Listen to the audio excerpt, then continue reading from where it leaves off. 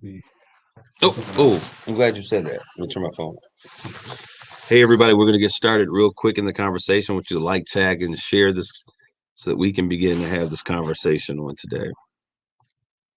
Last minute to call me or something.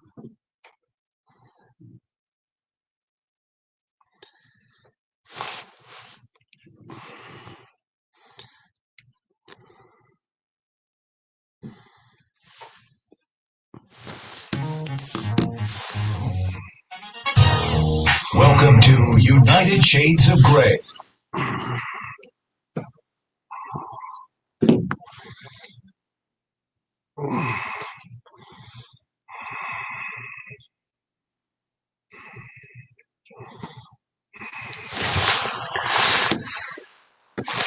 Well, good evening, everyone. This is Kareem, and I'm in welcome you to another edition of United Shades of Gray. We have a lot to talk about on today.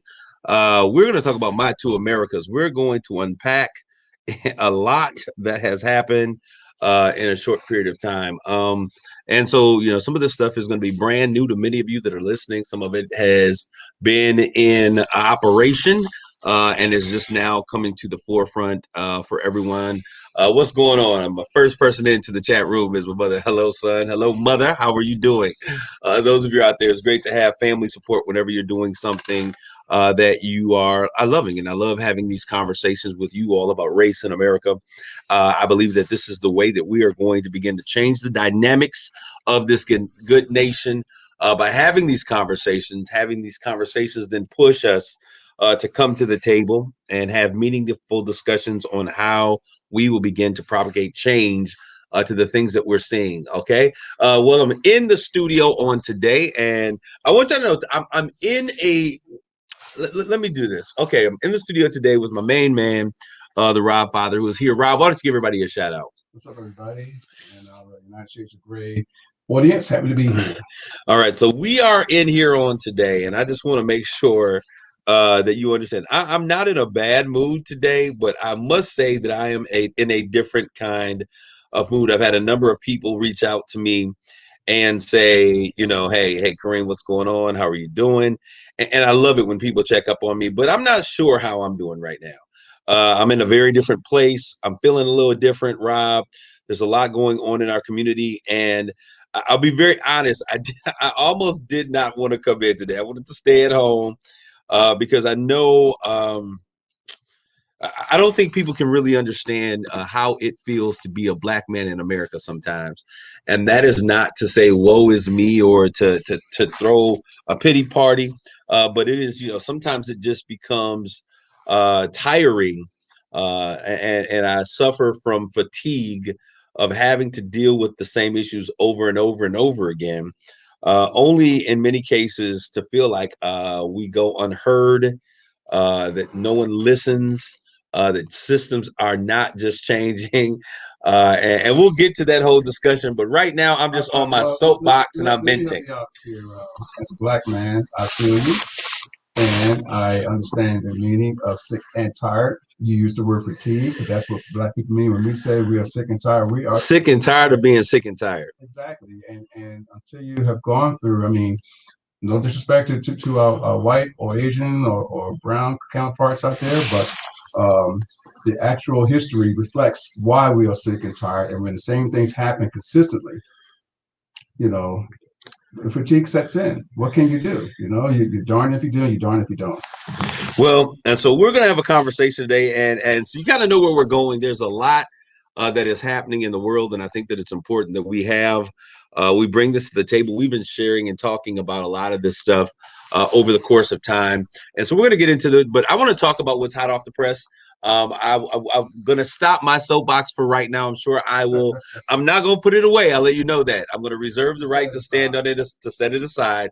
And if I should need to get back on it, we will do that today. We're going to have a conversation today of our two Americas. And I think that I just want to talk. And if we can talk and you guys are willing to have or to listen in on this conversation, I think that I just want to show you into the heart, into the mind of not where every black man is, because as we've talked about, I don't speak for all of Black America. However, I think I do have my thumb on the pulse of where we are as a people. So I'm just going to share with you how I feel as a Black man. And Rob, if you should decide to add one more color or one more individual to this conversation, I think it's important. Being a more seasoned individual that you are. I do what I can. So those of you who are out there, I want to thank you guys that are tuning in. I see some of you coming in on social media. Yes, we're totally fed up. We see things that are happening that are not, they're not right, just not right. There's no other way to say it. But let's talk about what's hot off the press, and then we're going to get to the conversation at hand about our two Americas. First of all, I want to talk about, and we got to do this.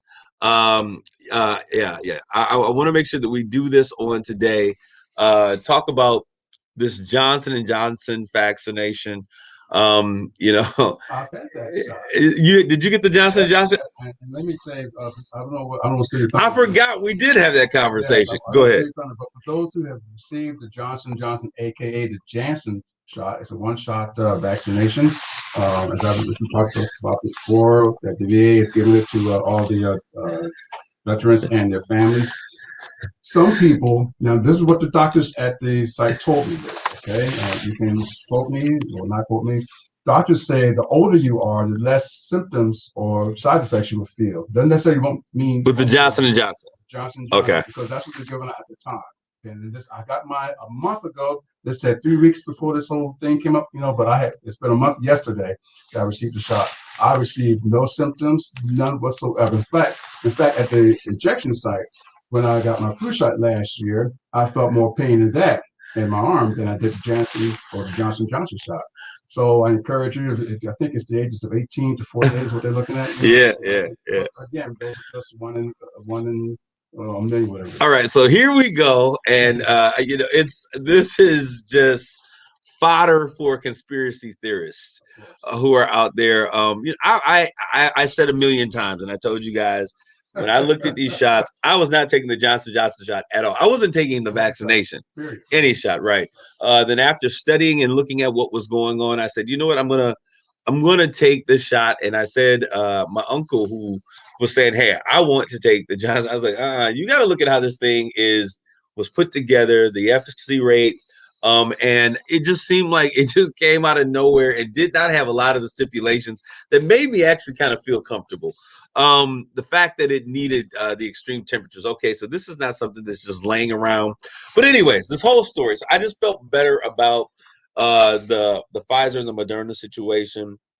I have been vaccinated with the Pfizer vaccination. My mom and other family members have had Moderna.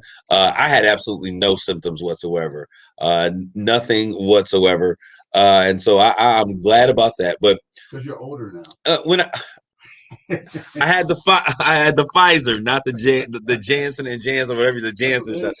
But what I'm saying is, and so I had to really kind of deal with and put into perspective, Rob, a lot of the things, and we've talked about those things here on this show, and definitely on the other show on KISS 107.1 FM, Straight Talk with Kareem Bowen.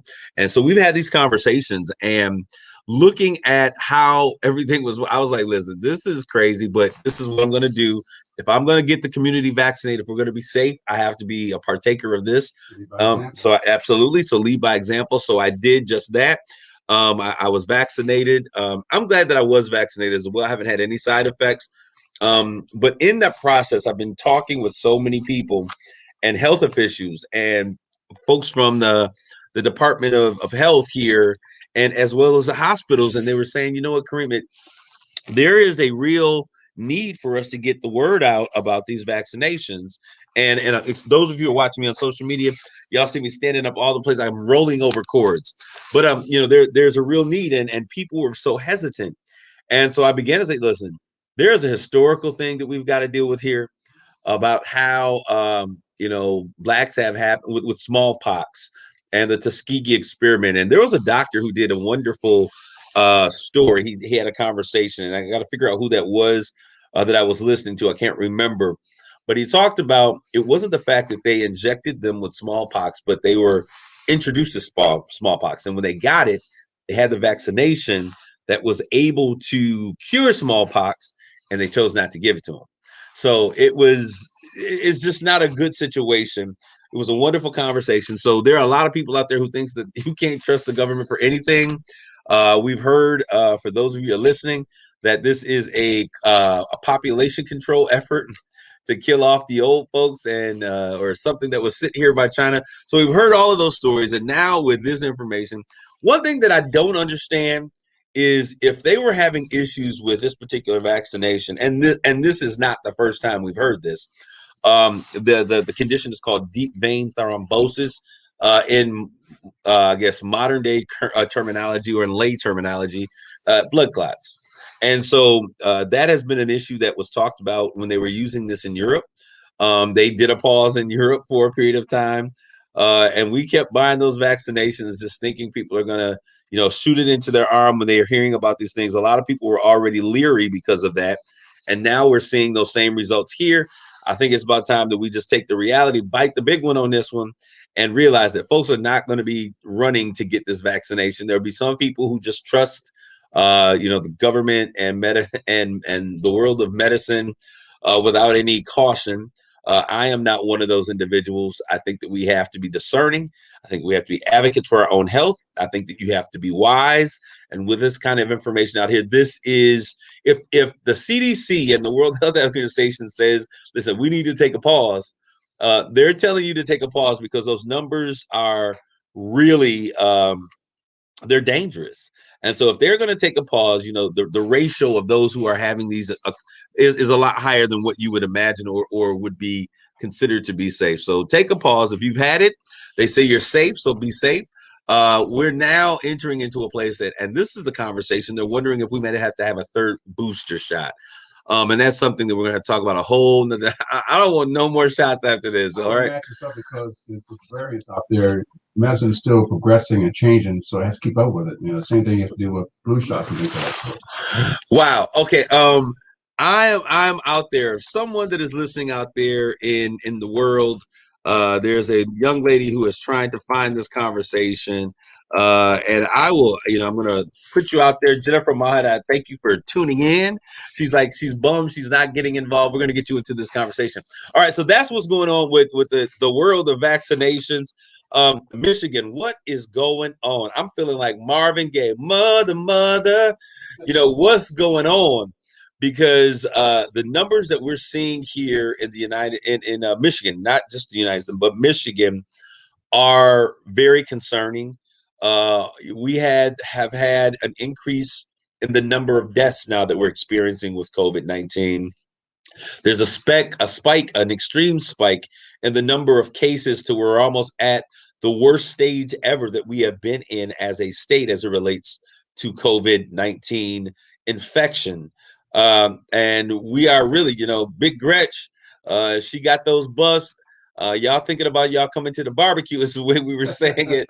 But I think she's going to be forced to do some things that I think most people are not looking forward to. I honestly, Rob, I didn't really understand the mental impact that all of this was having on me until I was able to get out and have some level or sense of freedom and get back to some things that we hadn't done in so long.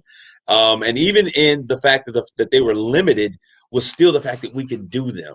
And to think now that we're in a situation that is dangerous. If you're listening to me out there, I don't care what shade you are, what red, white, black, whatever the color of your skin, that does not matter. I don't care what your political affiliation is, just so you all know, because I know many of y'all probably think I'm a bleeding heart liberal based upon some of the conversations that I have. I am not a liberal. I am not a Democrat or a Republican. I vote my conscience. I vote what is best for my community. I try to be informed of the situation. I'm actually very conservative as an individual, my thoughts, my views on a lot of the issues that are out there. But what I'm going to say to you is this. This is no longer a political battle when people's lives are on the line and we have people that are dying. I think that we are our best selves. I remember when after the attacks of 9/11 and how horrific it was for the world and the country, and how we came together. We have the ability when we are in crisis to come together, and we forget about politics, and we forget about this side or that side, and then we get to the real conversation and we deal with what's important. But what happens is we go back to our poles at the end of those moments of crisis. We saw that happen here with this pandemic that's happening. And now we have moved back to our poles. We are no longer listening or watching what is best in terms of what medicine and those who are most appropriate to say. And we have taken political stances on this. People are dying, y'all. It's time for us to realize that we are our best when we are Americans and we care for one another. And you know, I know businesses are suffering, and we've got to find a happy medium that we can keep some things open, but we've got to be able to close certain areas where we see these outbreaks taking place. And right now, I'll tell you this, and people say, well, that's not here, that's in Detroit. But I'll let you know that there have been 18 cases that have surfaced of this new variant right here in Bay County, in Bay County.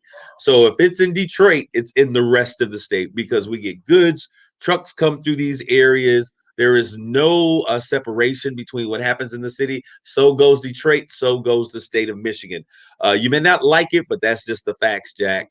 I remember that from a movie with, what was his name? The comedian, Bill Murray. That's just the facts, Jack. And so that's the way we operate. We're going to get into our conversation. We've talked enough about that. I told you guys on last week, we brought up the concept of this Matt Gaetz guy. And this is really an issue that I think affects us, the very fiber of who we are. We've thrown out the idea or the concept of morality in our politics. And electing a man who's had multiple issues with sexual abuse and assaults just kind of further institute the fact that we don't care about misogyny, which is how we treat women, hatred towards women. We don't care about bigotry because we elect these people into office anyways. And until they do something and fall from grace in our eyes, there's no moral compass that we have that is uniform across the nation or across politics or across races. Until they do something in our eyes, then we want to fight for them. Matt Gaetz, this is a really serious situation.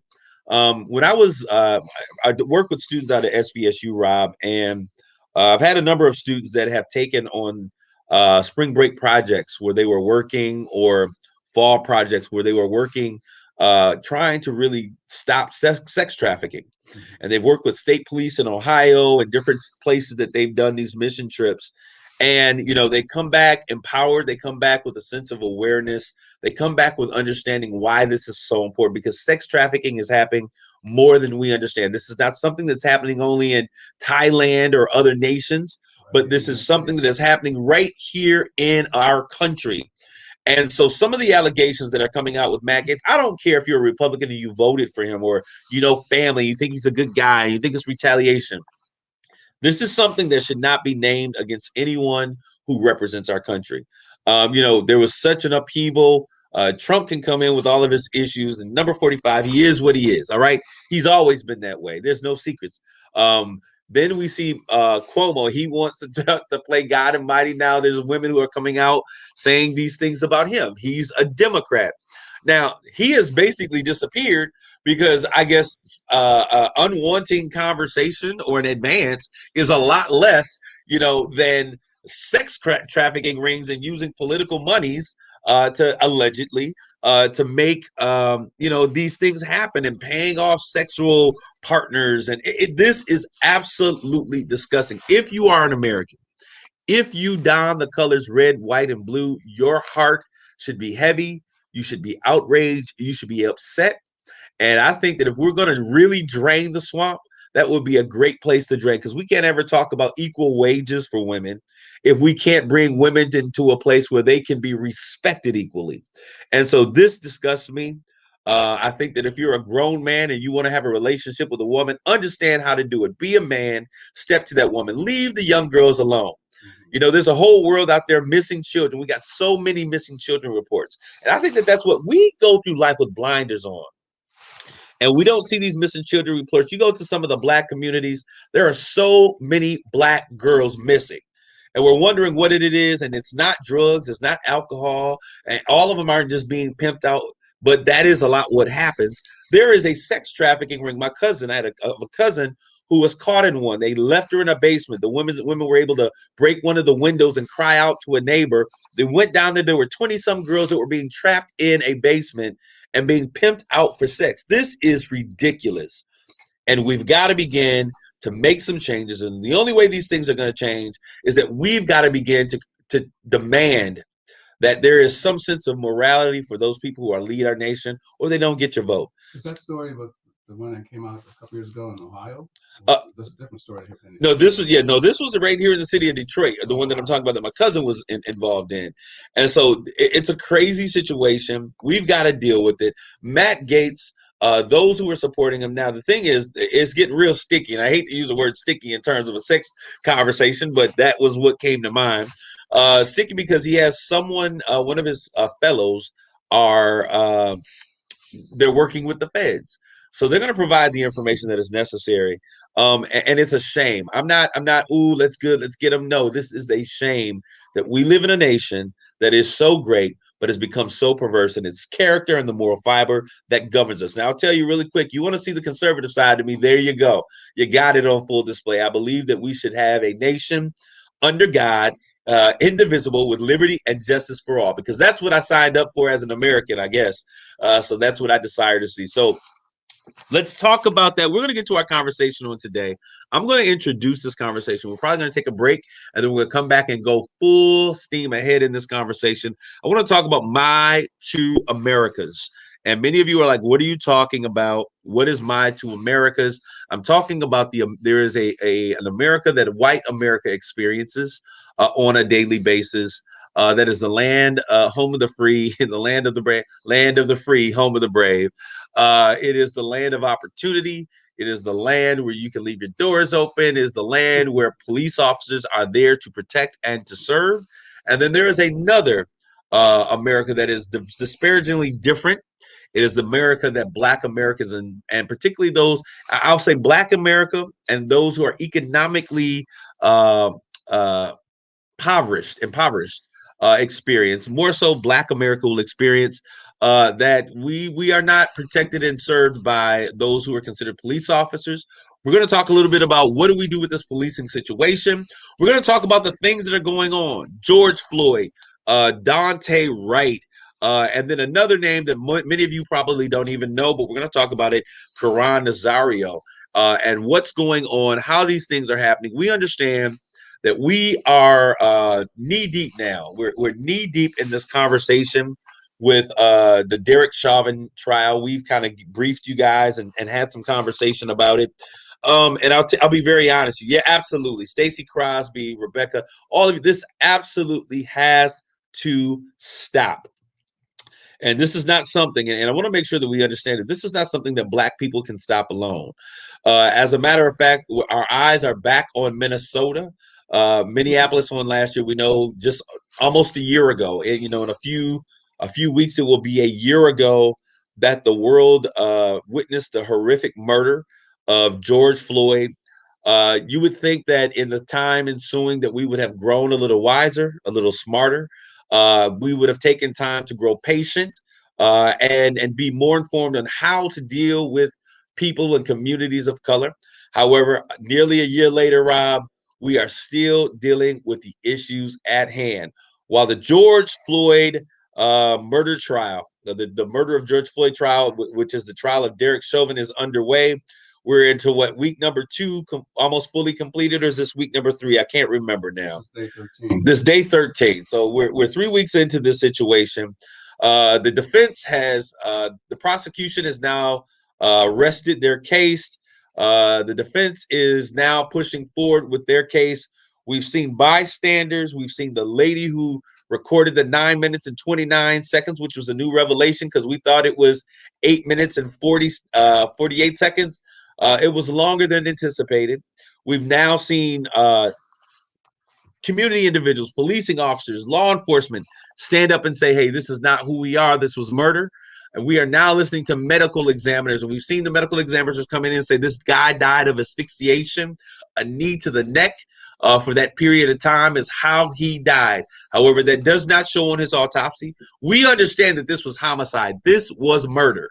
We're now entering in where they're flipping the script. It is now about what's going to happen and how guilty was George before this all happened. Stay tuned. We're going to get into this conversation, My Two Americas, after the commercial break.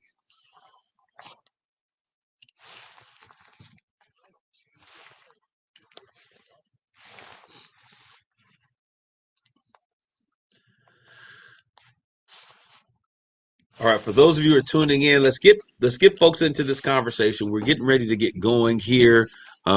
We are getting ready to go full steam ahead. Let me know what your thoughts are. I see that you guys are out there. I am angry, and honestly, it's hard for me to have this conversation and not really deal with what I'm internally. I'm conflicted as a man. I'm not conflicted. I'm angry.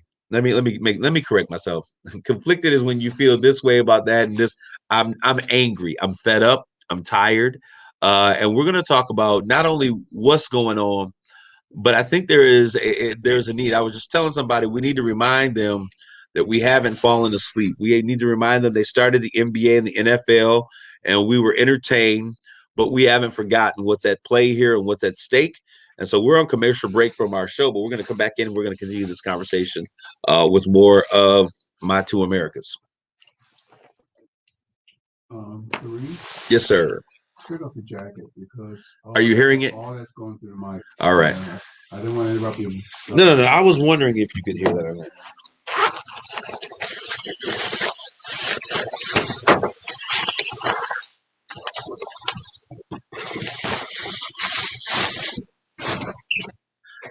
All right.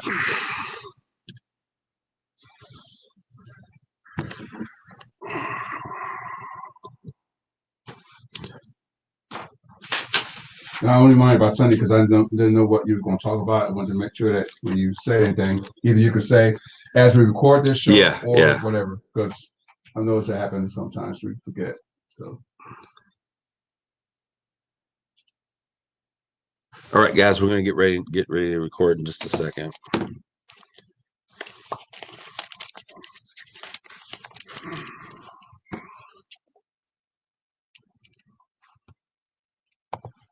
All right, ready? Yeah, I'm ready.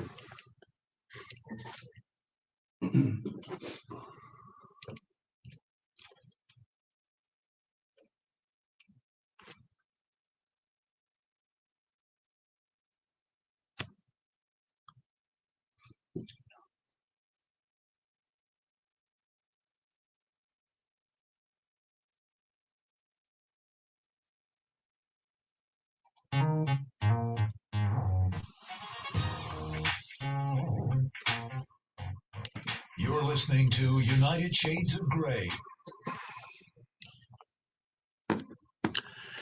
Hey, this is Kareem, and we're back with our conversation of Our Two Americas. This is a conversation about really political justice, political reform, criminal justice system, and what are we going to do with this whole concept of policing and law enforcement here in America? All right, so let's just jump right in with 2 feet. I don't know how to do anything else but to do it just that way, all right? And so as we look at what is going on now in the world, as we look at what's happening in America and all around, we are, as we were saying, knee deep in this conversation with George Floyd. While this is happening, while they are taking witnesses and the defense is now up, presenting their defense to what is taking place, and we know what's going to happen. They're going to villainize this man, say that he was on drugs. We've already seen this taking place as the prosecuting team was putting forth their case, and they're going to say, hey, he's a drug addict, he's a bad guy, he is a counterfeiter. None of these things matter, so don't get distracted. The conversation is, was he alive before he had this encounter with Derek Chauvin, and what was his state after this was happening? Even on the defense team, they had a couple individuals that were a part of the defense team that were not able to really, I think they worked better for the prosecution. But while this is all going on, just 10 miles away from where this case is being deliberated, not deliberated, but actually is taking place, and they're actually active in this case. We now have another Black man who has died at the hands of police, and the outrage is continually building. 10 miles away, Dante Wright loses his life in Minnesota, and at a simple traffic stop. And we're outraged, and this is not just Black America. This is all of America. I gotta believe that there are some good, spirited Asian Americans, white Americans, Latino Americans. What's that? Of course there are. Yeah, that are out there. There's a lot of them out there, and that are outraged because of this as well. We see you protesting. We thank you for leaning in and allies, but this has got to stop. The officer's name this time, female officer Kim Potter, and I saw the video, and I was just like, I can't take this anymore, because I had just seen another video. We're going to talk about this other one, Quran, as well. But I saw the video, and you see the officer screaming, taser, taser coming, taser, taser.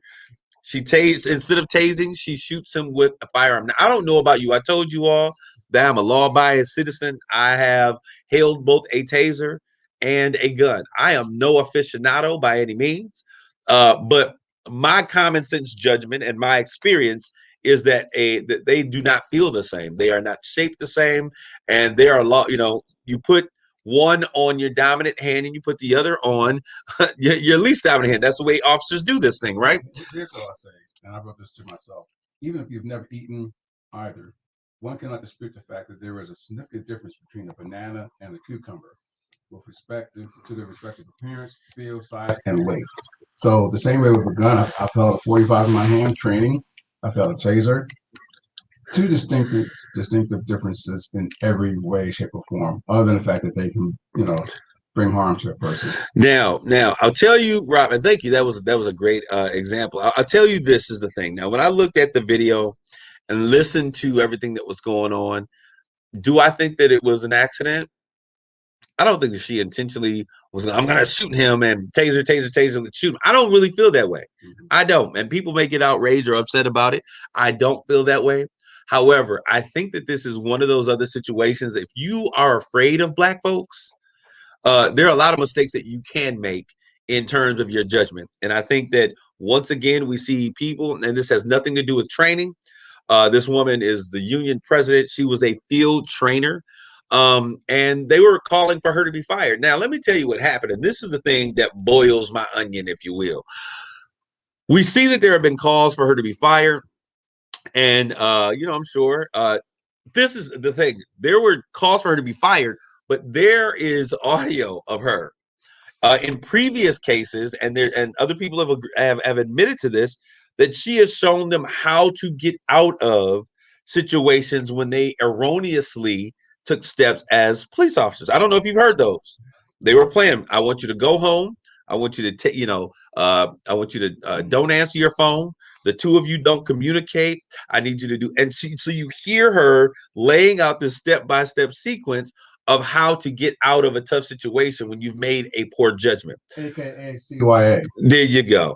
And so when you see something like that happening, it makes me so upset. And then she has the nerve to retire, which I'm not going to lie. If you're into self-preservation, you're trying to make sure that they're coming after you, you're going to get it. This has been recorded. It's recorded on your body cam, the officer's body cam.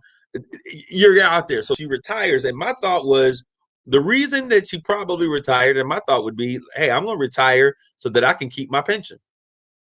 I'm not sure if that's the case, but I would think that if you are to retire versus being fired, you're more likely to be covered in terms of being able to keep those dollars. And I'm going to be very honest with you. I think this is a situation that we move beyond. You put in your letter of resignation. We're denying your letter of resignation. We're firing you. And any punitive damages that need to come out, or anything that the city has to pay, should come out of their pension. Take those pension dollars back, because if they are doing things that are killing folks and damaging the reputation of the entity in which they operate, they don't deserve the right to get a retirement benefit from that. When there are people that are laying in the street and their blood is curdling around those bodies, they should be responsible for having something that they can pay for. So I would imagine attorneys are going to be going, Rob, what are you thinking? No, I was going to say, as we record this, on the day that we recorded this, the news put out that Kim Potter is now going to be charged for second-degree manslaughter. So we'll see how that develops. This is why you have a good producer. I told him, hey, I sent him a letter. He says, hey, I'm not sure if you're going to talk about this, but there's some breaking news that took place. I was actually in transit getting here when we found out that this was going to take place. So second-degree murder because she was in the line of duty.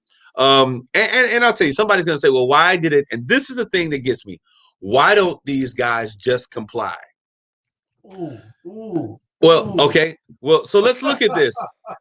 Let's look at this. George Floyd complied. You know, initially the story was he was resisting arrest, right? Yes.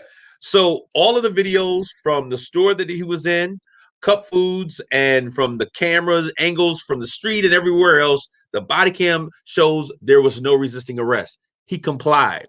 Man's dead. He got kneed to life. And so knee to death, excuse me. He's dead. So now we see another young black man who is probably carrying the burden. You know, because Minnesota is also the same state that they killed the young man. I think he was autistic. And they shot him and murdered him. So there are so many things that are going on here. And what we need to understand here is that their top law enforcement officer is a black man.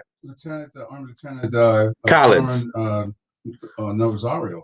Okay, no, you have to. And we haven't talked about this. I bet you they don't know who he is. Well, no, they shouldn't have because, well, maybe you're right. It's coming to light, yeah. Right, but he complied. I mean, he, as a matter of fact, to cover himself, okay, he pulled into a gas station. Yeah, right. But I want to bring us back. Let's not go. You're getting ahead of me right there. I'm just saying. I'm just using an example. He complied. You know, but I want to talk about these two clear examples. George Floyd, he complied. We see it. There was no struggle. There was no power struggle that took place here. Right. He complied. What is his condition as of today? He's dead. This young man, Dante, that is out there in Minnesota, he is, you know, he's asked some questions. Dante Wright is his name. He's asked some questions. Now, this young man, he's biracial. He has a white mother and a black father. But remember, I said something to you on the station, the way that we were raised, the way that I was always raised to understand what it meant to black is that what 1% made you whole. So the fact that he is a biracial man, he is a black man. And we see that his treatment is no different than any other black man that has happened to occur in America. And what I don't think white America understands is that these are not rare cases. The fact that these men are being stopped for insignificant reasons. What did he get stopped for? He didn't get stopped because he had a warrant. He got stopped because they were saying, oh, we saw that your tags were expired. Well, do you know how many people in America's tags are expired with COVID happening? I don't know, because, I look at it and I look at young men that were connected to me saying, what do I do? My tags are expired and I can't get to the Secretary of State. COVID, the Secretary of State was shut down and they're giving you all of these things. And so there's a lot of people, they've made some leniency. This is where common sense begins to come into play. You understand that we are in a global pandemic, not a Saginaw pandemic, not a Minneapolis pandemic, but a global pandemic. And so with those things taking place, when you get pulled over and someone doesn't have their license, you know what? I understand. You didn't get your license. This is what's taking place. And this is what happened in this traffic stop. So he gets his mom on the phone and say, Mom, I need you to clarify this situation with what's going on. Now, did he have a prior situation that happened in June? They said, okay, there was something with him having a gun without a permit back in June. Yeah, and he had warrants on it, but they did not know that until they ran his place. Which is the example. So this is the thing, and I think this is the part that many people in America don't seem to get. If we were not randomly stopped for these things that are frivolous, which I call driving while black, because that's really it, because I've been stopped so many times for things that have been frivolous, then there would not be an escalation to another level so where you can find dirt on me. I guess if the DEA came and kicked in your door and he did a search of your property, he might find something illegal in everybody's home that he could then prosecute you for, shoot you and say, hey, but they had illegal stuff in their home. This is not, I see people fight on the Capitol steps of Michigan here. Big Gretch, they're fighting for their freedoms. They're fighting for their rights. They're fighting for their ability to bear arms. They're fighting for their protections against the government. But yet we don't seem to understand that those same protections would go for Black Americans who are driving their cars down streets. And we're going to talk about this because it is not, they would say that these are all bad people. This is not what's happening. And if we were stopped at the same rate and things were done the same way, then there would be nothing for me to have a conversation about. But this is not what is happening. And so this brings into question, once again, another situation. So she has resigned I have to think, but the police chief has resigned. I was so disheartened to find that the acting police chief, he's like, look, I am just here. You guys have made me the acting, but saying, I don't know what we're going to do. I have no clue on how we're going to handle this situation or move forward. America, we can no longer allow these things to continue out. And I'm asking and I'm speaking to my white counterparts that are out there, that because this is what this station, this is the population that listens to this particular conversation. I need you to understand. I need you to think about, if these were your children that were continually having these things happen, how would you feel? And I'm fed up having to continually go through these situations. I'm fed up as a black man, continually being stopped by police officers, asking for my driver's license and registration. This 2 weeks, about 2 months, it was 2 months ago, I got pulled over and I was in a work vehicle and they pulled over. Hey, what about your driver's license and registration? I give it to them. Well, this is outdated. Good thing, you know what I do? I carry a copy of mine on my phone. So I pull it up on the phone, sits there. He goes, well, you need to make sure that they update. I'm like, what was your reason for pulling me over? I saw you texting while you were driving. I said, sir, I am on an earpiece right now. I'm talking to my mother on the phone right now. Look at how long this conversation has been going on. 42 minutes. I haven't touched my phone. Well, there was no, the information is, you saw a black man driving and you figured if we pulled him over, there's a likelihood that he may have a warrant or something that I could further inspect. You were wrong. Stop harassing me. I'm getting in my car. Am I being detained? No. And so this was the conversation that I had, being a pastor in the community, being a business owner, working in the community, working with law enforcement officers, working with corporate America to try to bring some equality to this situation. If I'm dealing with this thing and I'm trying to do everything right, what about those other individuals who are out there that may have some issues? This is what's happening. It's bullying. It's bullying from an authoritative pulpit called police officers' badges. And we've got to begin to stop this. There's been a large decry out to defund the police. And I've never been an individual who believed in defunding the police. But when I see situations like this, it really makes you wonder if, I know that we've got to begin to reimagine policing. We've got to begin to think of this a little bit different, because it's no longer protecting and serving. It's harassment. You can reform the police if they can be reformed. If there's now, this is the thing about this, because the top law enforcement officer in the state of Minnesota is a black man. I think something Collins. His last name is Collins. He's a black man in charge. So putting black people in positions in this does not change the situation. There is an entire system, an entire structure that has to be attacked, and there has to be a dismantling of the current situation that we have. Police officers, as they were brought into our communities, were brought with a specific purpose. That was they were being militarized to keep the now free slaves from being free, and that has never changed from the structure in which they are happening, and which they were initially brought into action. So we've got to begin to do some things. We've got to reimagine what it means to be a police officer. We've got to reimagine what it means, who's going to be on the street, who is enforcing our laws. We got to reimagine the types of people that need to come into our criminal justice system, or our policing systems, if that's what you want to call it. I think that we need community liaisons or community officers. We need individuals who are trained in de-escalation. If we're going to have officers on the street, de-escalation has to be one of the key things that they are allowed to deal with. All right. So that is that situation. So this situation is unfolding as we speak. We know what's happening with George Floyd. Now I want to bring in this last piece of this conversation about another situation, which is just, I don't even know how to deal with this, Rob, sometimes. I mean, I'm at a loss for words. When you do everything right, you're told that if you do certain things that you'd be rewarded in life. Well, this next young man, Karan Nazario, he's a black man, but he's biracial. His by the name of Nazario, you can tell he is biracial. He is black and Hispanic, I believe Mexican to be exact. And he is a U.S. Army officer, a lieutenant at that.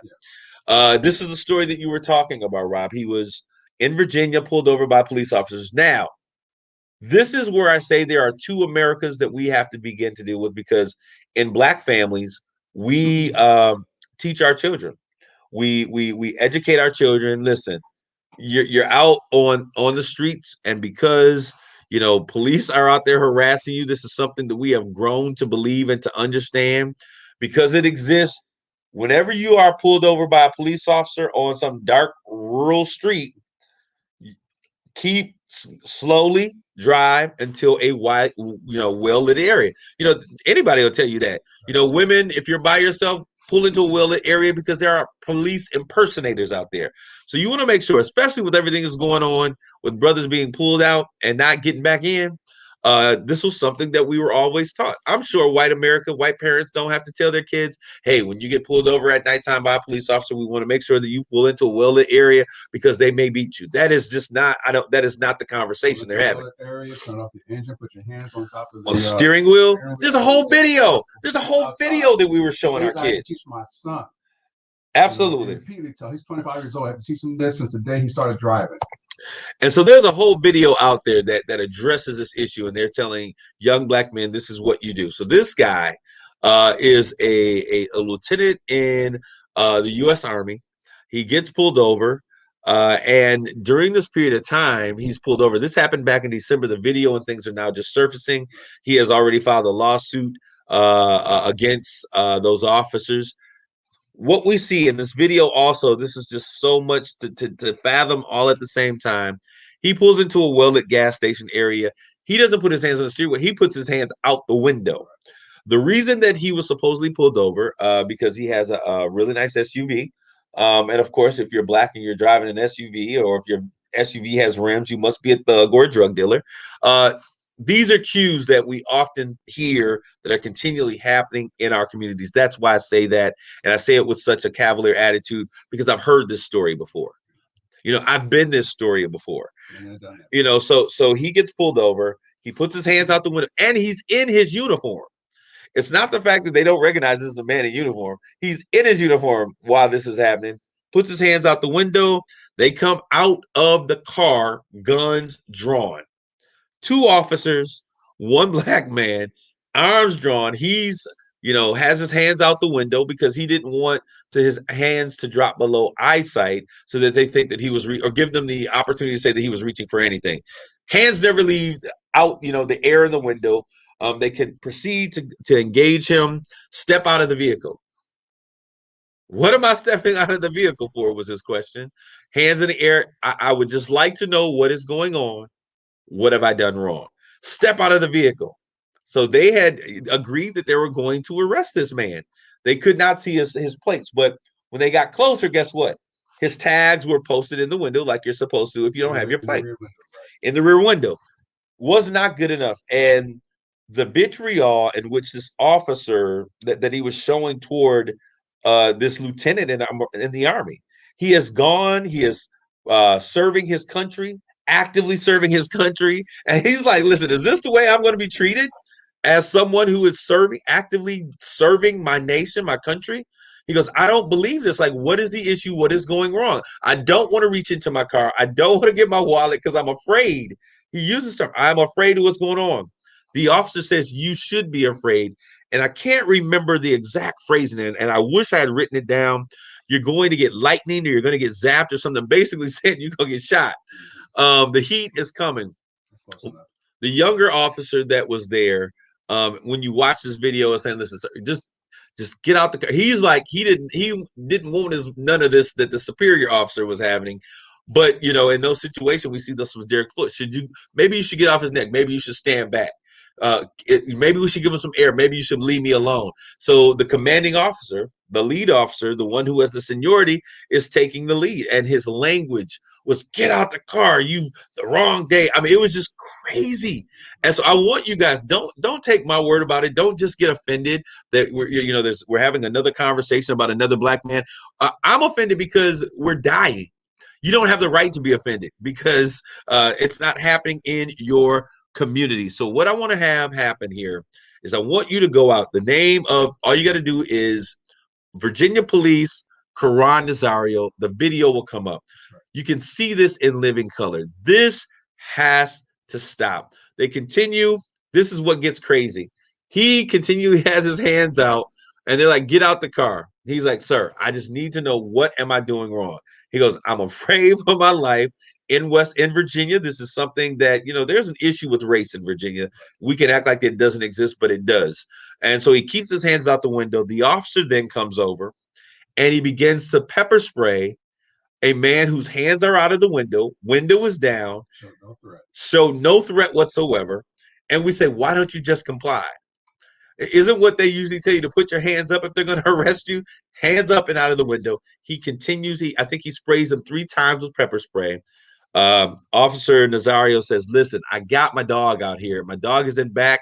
You see him physically succumbing to the effects of the pepper spray, and he's coughing. He says, so I don't want to reach for my I don't want to reach for my weapon. I don't want to reach for my ID. Can you please come in and take me out? They would not do it. He gets out of the car, and now this is what's crazy. He doesn't get arrested. He's not taken to jail. The car is not impounded. He's released without being given a ticket and without any further charges being brought up against him. This is what we are talking about when we talk about the need for change. Absolutely, in full military gear. Jennifer Mom actually said her jaw just dropped. These officers took an oath to protect and serve, but the fact of the matter is they didn't take an oath to protect and serve you. And when I look at certain things, there's something called the law of first mention, and wherever that thing is first mentioned is the structure or the institution or the way in which it was meant to be applied. And in order to make that change, you've got to go back to that place. When police officers were introduced into the world, it was after the war, after slavery. Slaves were now free, and being poor or without a job or homeless was now considered a crime. They were militarized to put those same blacks on those same plantations that they were just set free from, knowing they had no opportunity to make it in and of themselves. We are seeing this system play out in our communities. We've got to begin to do something about it. Unfortunately, we can't do it all in 1 hour conversation. We will continue this conversation. I thank you guys for tuning in, being a part of this.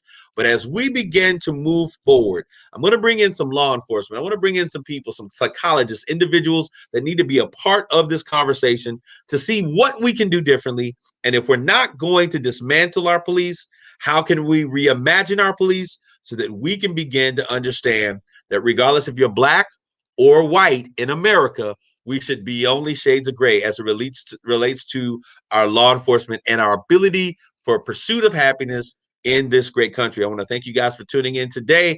And as we continue in this conversation, we'll bring you in so that we can begin to make change one conversation at a time. Thank you for tuning in today. I'll see you all next week. God bless you. Grace and peace.